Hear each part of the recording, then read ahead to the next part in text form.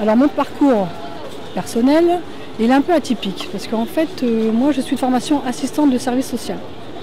Donc il y a fort longtemps, j'ai été donc assistante sociale pendant une vingtaine d'années.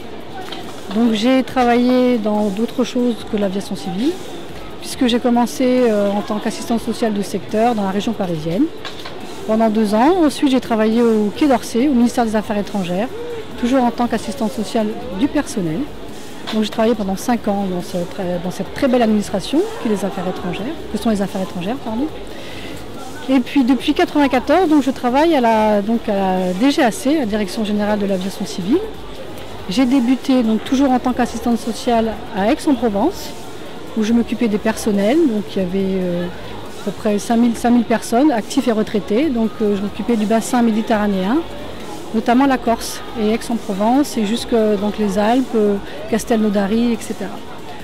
Ensuite, j'ai pu passer donc un master dans le cadre de la formation continue au sein de la DGAC. J'ai passé donc un master de coordonnateur des réseaux sanitaires et sociaux.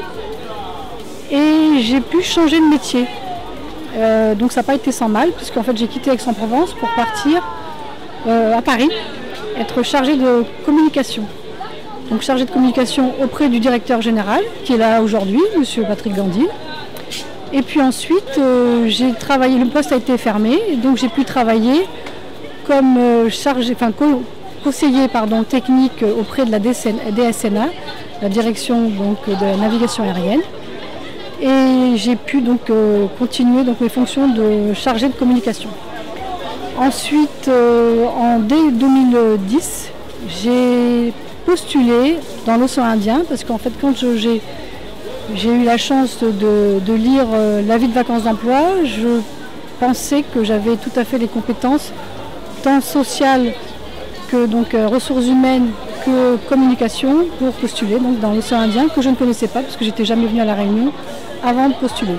J'ai eu la chance donc d'être prise, et depuis 2010, novembre 2010, donc j'assume les fonctions de chargée, non plus chargée de communication, mais donc responsable des ressources humaines de la DSACOI.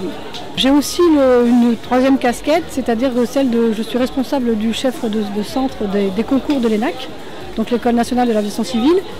Et j'ai donc tous les ans, j'accueille donc les futurs candidats que l'ENAC est censé recruter, donc notamment dans l'océan Indien, mais bien sûr pour une formation, on va dire, dans l'Hexagone, à Toulouse. Et j'ai le plaisir de voir que de plus en plus de femmes s'inscrivent à ces concours. Et je dirais même que ça s'équilibre. Donc c'est bien, parce qu'au départ, donc il y a 5 ans, il y avait 2 ou 3 femmes par concours, on va dire sur une dizaine. Maintenant, on est carrément à la moitié, même peut-être presque un peu plus au dernier concours, la DICNA, donc ingénieur de contrôle de navigation aérienne. Il y avait autant de femmes, même plus de femmes que d'hommes. Donc pour moi, c'est une belle réussite et je pense qu'effectivement, il faut laisser la place à la femme. Il était temps, et la femme est l'avenir de l'homme, donc il faut continuer à y croire et à l'adapter.